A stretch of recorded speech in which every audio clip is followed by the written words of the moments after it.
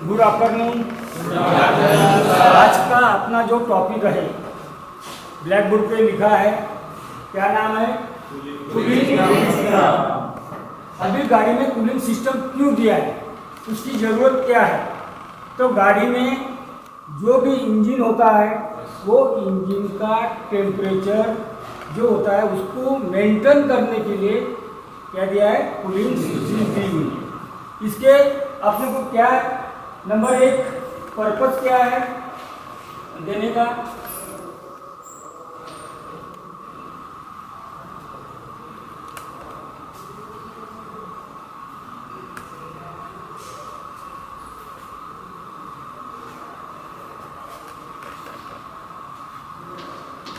Number दो types क्या है इसके?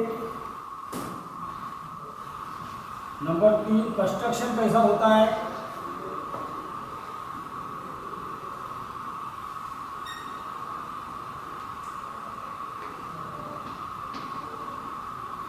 और नंबर चार वर्किंग कैसी करती है?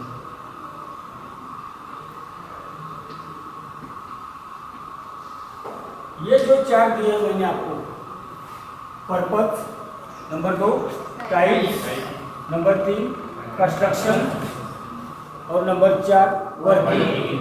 तो पर्पस का मतलब होता है हेतु, किस हेतु से वहां पे दी गई है।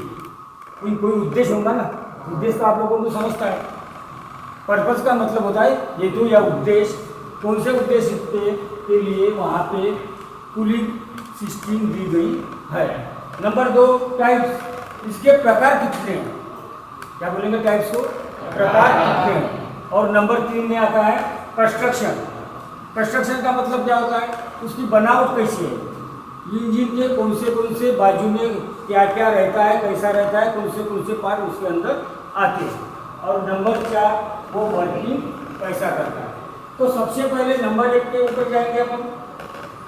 पर्पस क्या है? जब गाड़ी आप लोग चलाते हो, गाड़ी चलाते समय मौसम कैसा भी रहे, मौसम ठंडा रहे या तो गर्म रहे, गाड़ी की स्पीड जो होती है वो कम रहे या ज़्यादा रहे, टेम्परेचर मेंटेनेंस वहाँ पे होना। यानी जैसा आप बोलते हो गर्मी में टेम्परेचर बढ़ जाएगा, ठंडी में टेम्परेचर कम होगा, ऐसा होगा नहीं। जैसा का वैसा जितना टेम्परेचर आपको चाहिए उतना टेम्परेचर वहाँ पे रहने को ना, इसीलिए वहाँ पे क्या दिए? Cooling system.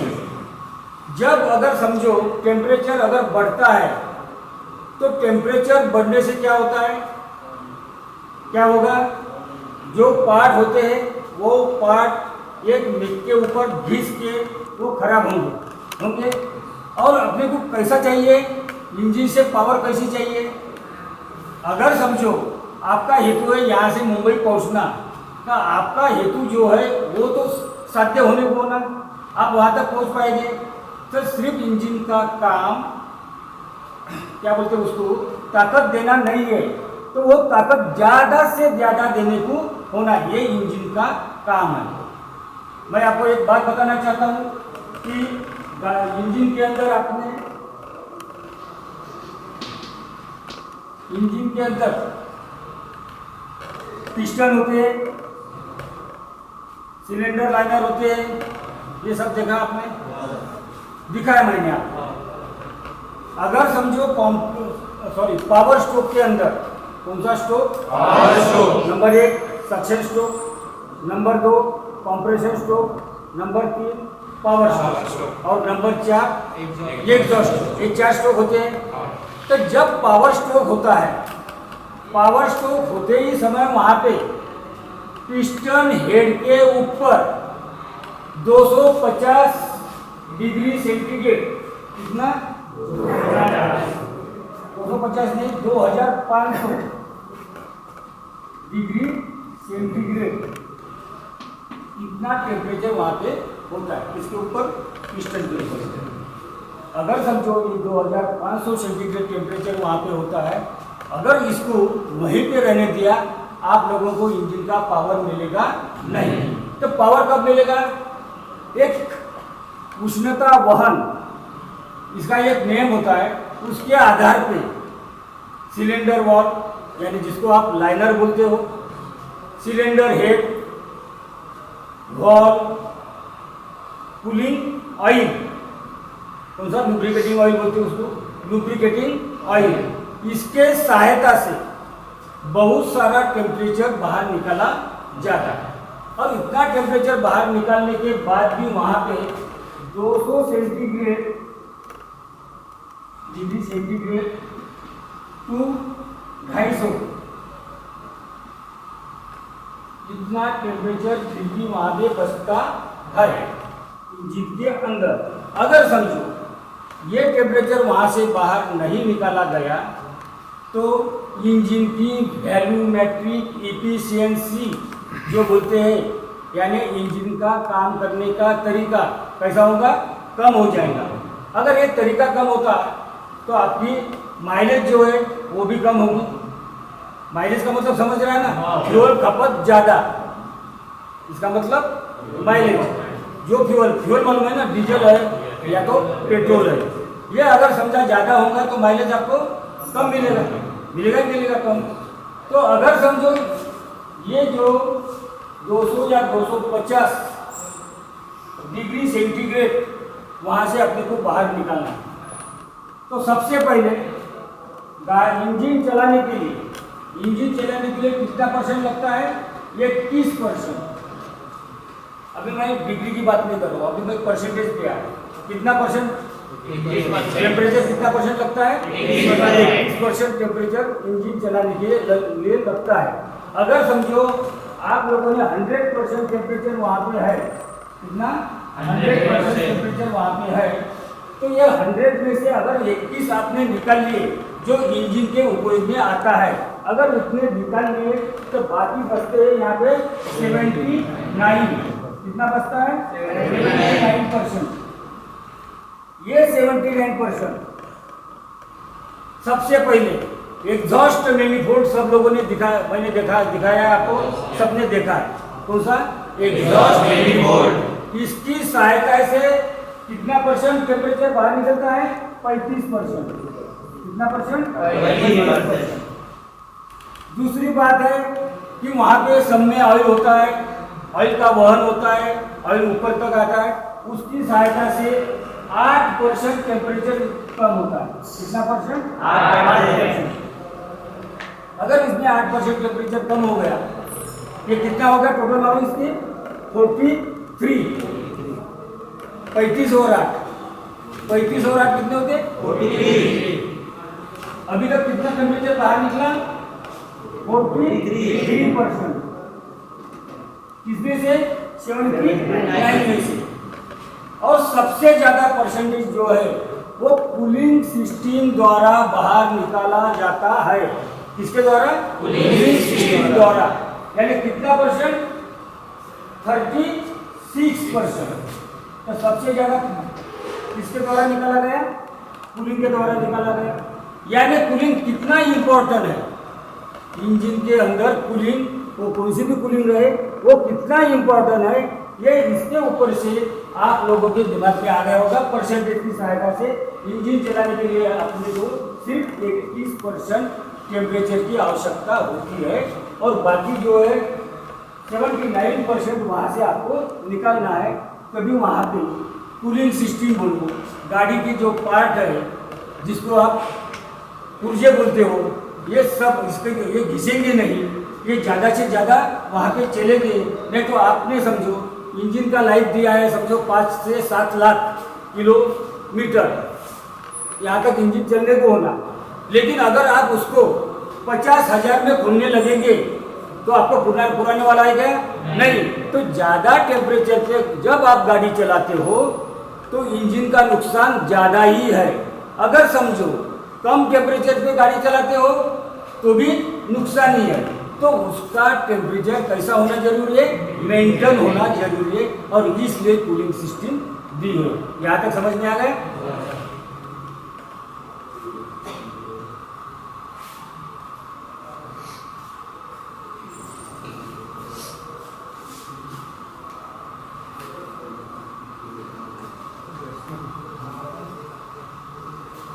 फिर ऐसे में इसके कितने प्रकार पड़ते, 2 प्रकार पड़ते हैं।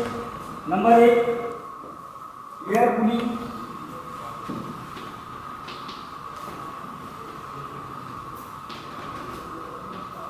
और number 2 water cooling.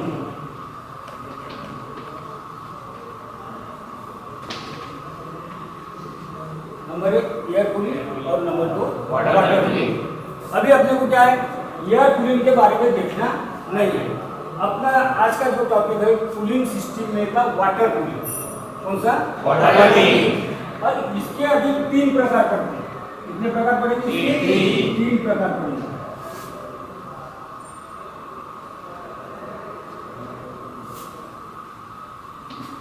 Thermosiphon,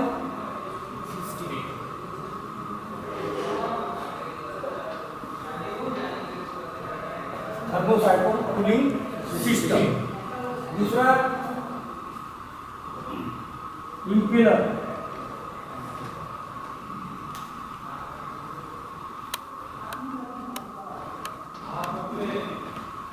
impeller cooling system, यानी इसका मतलब होता है इम्पेलर थर्मोसाइफन कूलिंग सिस्टम। और तीसरा होता है pump circulation.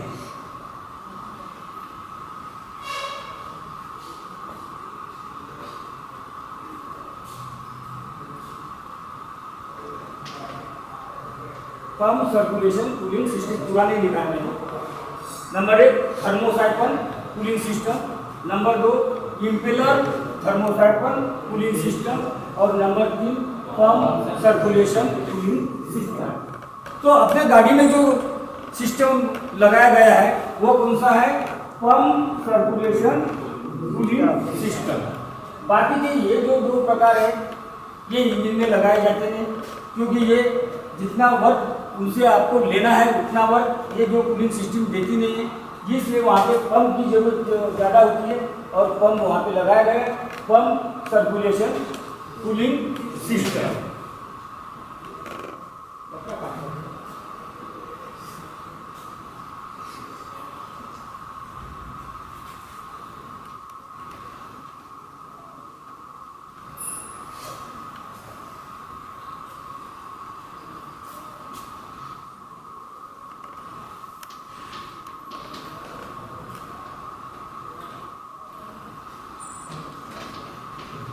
Pump circulation cooling system.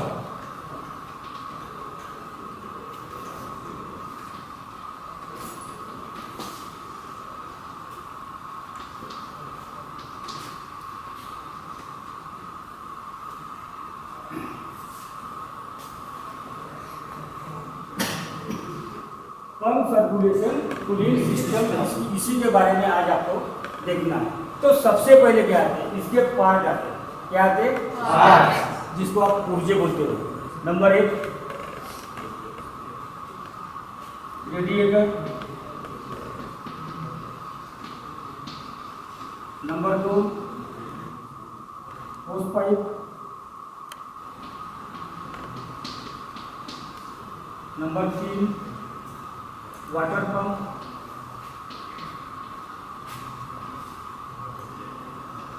Number 4 jacket,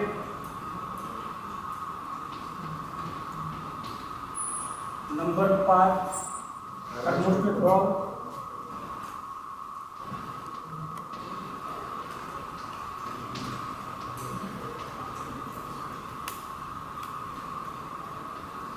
number 6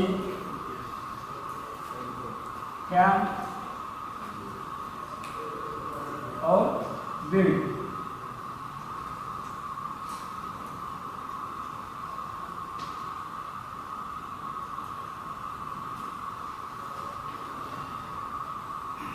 और प्रेशर क्या?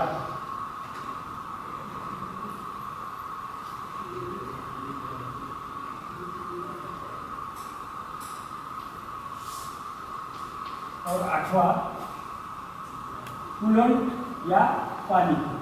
कूलेंट ही लिखता हूँ। 8वां क्या? कूलेंट।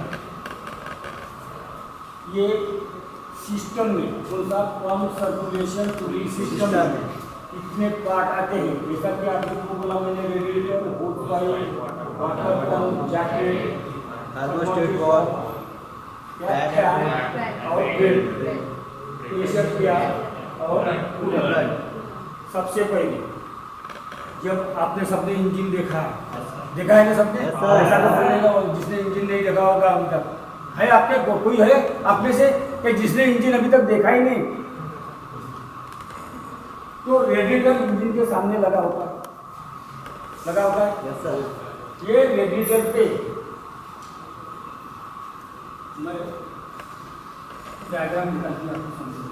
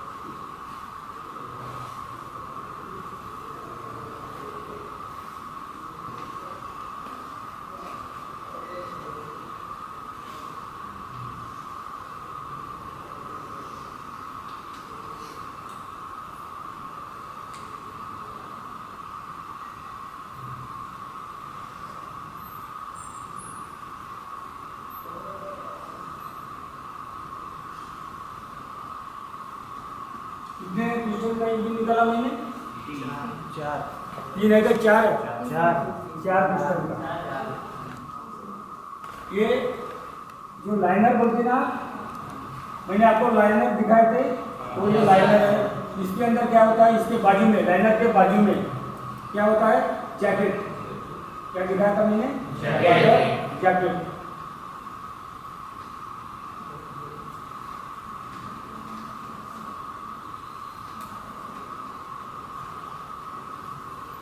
और ऐसे जैकेट सिलेंडर हेड के ऊपर ही होते हैं।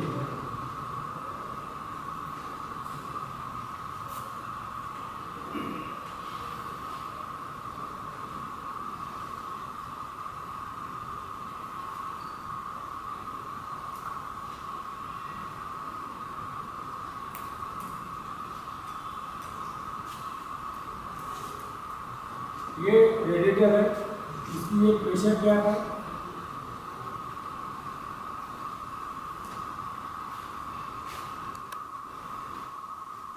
नंबर 2 अपर वाटर टैंक।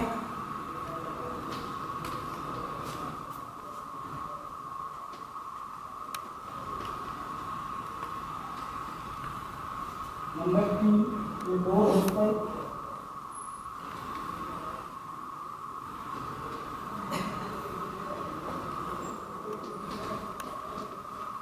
ये लोअर टैंक।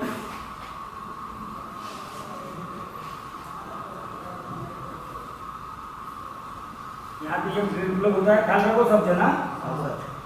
ये है फैन, ये है वाटर पंप,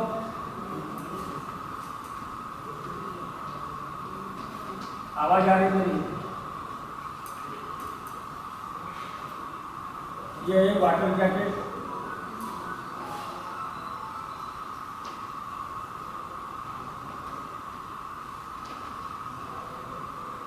ये सिलेंडर ब्लॉक,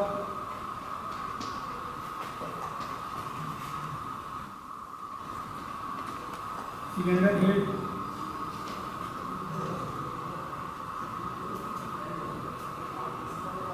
ऐसा उसका पूरा सिस्टम वहाँ पे होता है।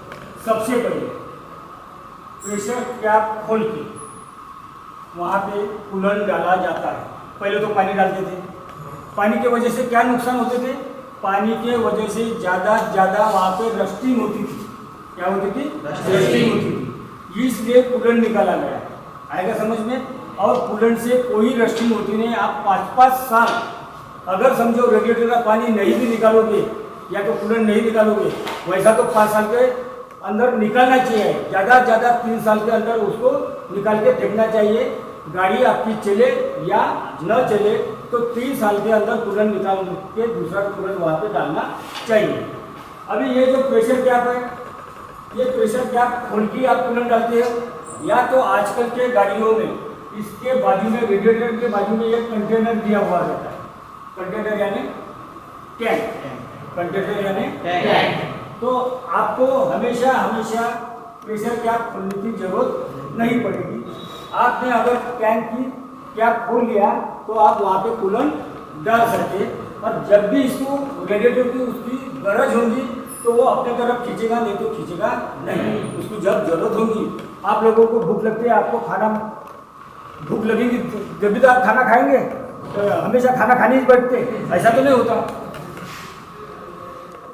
ये अपर होस पाइप, ये लोअर होस पाइप। लोअर होस पाइप किसकी सहायता से जोड़ा गया है? वाटर पंप की सहायता से। यहाँ पे इसको वाटर पंप की सहायता से जोड़ा गया है। अपर होस पाइप किसकी सहायता से जोड़ा गया है? सिलेंडर हेड, सिलेंडर हेड और अपर टैंक, सिलेंडर हेड और अपर टैंक। उसके बाजू में ये जो फैन है, ये फैन को गति कहाँ से मिलेगी? जहाँ पे क्रैंकशाफ्ट लगा है, यहाँ पे क्रैंकशाफ्ट लगा है, वी पुली जो होती है वो आती है, ये भी वी पुली है। यहाँ पे जो पुली होती है ये भी वी है, क्रैंकशाफ्ट की पुली वो भी वी पुली है। वहाँ से बेल्ट डाल के यहाँ तक क्या आता है? पावर दिया जाता है। किसको? फैन को पावर दिया। अगर इंजन आपने स्टार्ट किया, इंजन स्टार्ट करने के बाद टेम्परेचर एकदम से बढ़ जाता क्या? नहीं।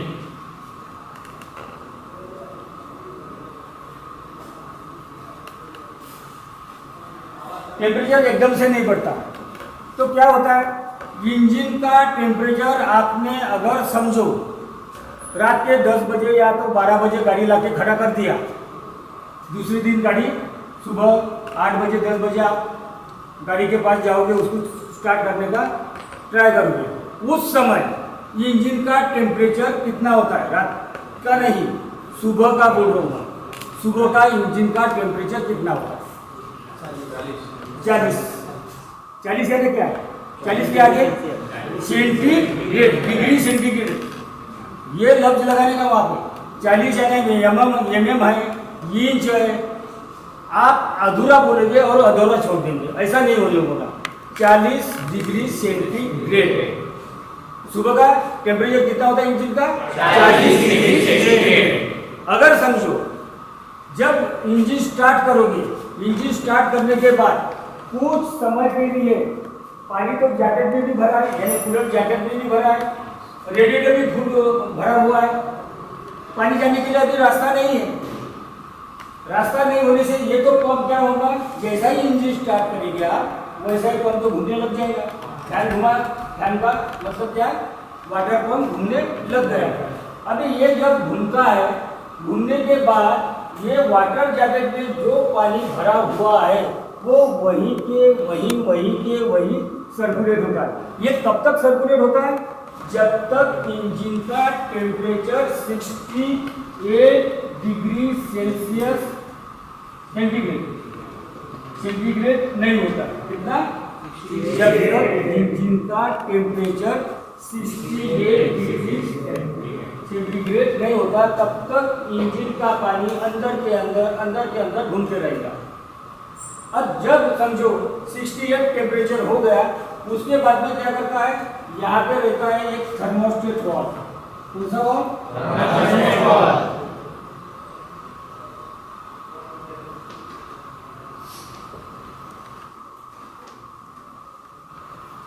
ये थर्मोस्टेट रॉड ये डिग्री पे खुलता है। थर्मोस्टेट रॉड कौन सी डिग्री पे खुलता है? 68 डिग्री। आएगा समझ में? जब तक इंजन का पानी अंदर के अंदर घूमते रहेगा कोई प्रॉब्लम नहीं है। जब टेम्परेचर उसका 68 डिग्री हो जाएगा उसके बाद ही ये वाल्व खुलेगा और पानी कैसा चलेगा? फिर ये लोअर टैंक से इंजन जैकेट में से पानी निकलेगा बाहर निकलेगा तो कहाँ आएगा? रेडिएटर के अपर टैंक में। ये जो पानी अपर टैंक में आएगा तो आपकी गाड़ी चल रही है, जितनी स्पीड से आप गाड़ी चलाओगे उसके दुप्पट क्रॉस करने वाली जो हवा है आपको लगेगी। ये मालूम है क्या?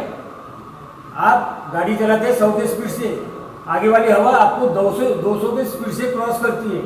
आएगा समझ में? अगर समझो ये रेडिएटर यहाँ पे दिया है, फैन दिया है, ऊपर वाली टैंक में कैसा पानी है, इसका टेम्परेचर ज़्यादा है, लोअर वाली टैंक का टेम्परेचर कम है। ये जब ये ट्यूब है, ये क्या है? ट्यूब। और ये जो आड़े दिए हैं इसको बोलते हैं फिन्स। इसको क्या बोलते हैं? अगर समझो यहाँ से हवा का जो झोंक है ये आ रहा है, तो ये फैन क्या करता है? अपने तरफ हवा खींच लेगा। अपने तरफ जब हवा खींचेगा उसमें से कुछ हवा इंजन ब्लॉक, इंजन हेड पे चली जाती है। ये जो फिन्स है आड़ी वाली, ये क्या करती है? यहाँ पे हवा के लिए रुकावट पैदा करती है, और रुकावट पैदा करने के बाद ये ट्यूब वहाँ पे है, ये ट्यूब को ये हवा लगने के बाद यहाँ का जो टेम्परेचर है, अगर समझो ऊपर का टेम्परेचर 80 डिग्री सेल्सियस है सर, मानेंगे एग्जाम करते हैं, यहाँ का निकला हुआ पानी 80 सेंटीग्रेड है, लेकिन जब यहाँ का पानी 80 सेंटीग्रेड है तो यहाँ पे नीचे आते आते आते वो कैसा बनी रहेगा? 68 के ऊपर रहेगा, क्योंकि वाल्व अभी खुला हुआ है। अगर वाल्व बंद रहता तो ये नौबत नहीं है। तो फिर यहाँ से जब पानी नीचे आता है, तो पानी नीचे आते वक्त यहाँ से हवा वहाँ पे लग रही है, हवा लगने के बाद फैन उसको खींच रहा है, तो यहाँ से टेम्परेचर यहाँ का कैसा होता? कम हो जाता है। फिर ये पानी क्या होता है? अंदर की तरफ जाता है, जैकेट में घूमता है, फिर पानी गर्म होता है। पानी गर्म होने के बाद फिर कौन सा हॉल? थर्मोस्टेट हॉल के मार्फत ये अपर टैंक देते हैं। ये जो साइकिल है, ये साइकिल हमेशा के लिए वहाँ पे चलती रहती है। तो ये हॉल जो है ये 68 सेंटीग्रेड पे क्यों खुलता है? इसके अंदर एक ईथर नाम का द्रव पदार्थ दिया हुआ है। क्या दिया है? ईथर नाम का द्रव पदार्थ है। वो द्रव पदार्थ इसी टेम्परेचर पे मेल्ट होता है। कौन से टेम्परेचर पे? 68। अलग अलग इंजन का अलग अलग होगा, अलग अलग रेडिएटर का आपका अलग अलग, थर्मोस्टेट का अलग अलग होगा। आएगा समझ में? तो ये 68 डिग्री पे ही मेल्ट होता है। बाद में ये हॉल मेल्ट होने के बाद हवा अपना पानी कैसा यहाँ से उसका रास्ता खुल जाता है, और रास्ता खुलने के बाद रेडिएटर के अपर टैंक में वो पानी आता है। अभी रही बात प्रेशर कैप की। ये प्रेशर कैप वहाँ पे क्यों थी? अगर समझो वहाँ पे प्रेशर कैप नहीं देते, पानी कितने सेंटीग्रेड पे उबलता है? पानी कितने? कितना सवाल लग रहा है सबको? 100 सेंटीग्रेड पे पानी उबलता है। अगर समझो 1 पाउंड की अगर कैप लगाई, मार्केट में अलग अलग प्रकार की कैप मिलती है, 1 पाउंड से लेकर 15 पाउंड तक कैप मिलती है। तो 1 पाउंड की कैप अगर यहाँ पे लगाई, तो जैसा आपने बोला कि 100 पे पानी उबलता है सेंटीग्रेड पे, तो ये 103 की उबालेगा कैप लगाने से। अगर समझो 2 पाउंड की लगाए तो 106 पे उबालेगा। अगर मैं सीधी 15 पाउंड की कैप लगा देता तो वो पानी 100 पे ना उबलते हुए 145 डिग्री पे उबालेगा। कितने डिग्री पे उबालेगा? 145। यानी प्रेशर कैप यहाँ पे कितना इम्पोर्टेंट है आप उसको समझ सकते हैं। पानी 100 पे उबालता है, लेकिन वो प्रेशर कैप उसको 100 पे उबालने नहीं देती। आए समझ में? तो ऐसा वर्क ये पूरे सिस्टम का चलता रहता है। Thank you.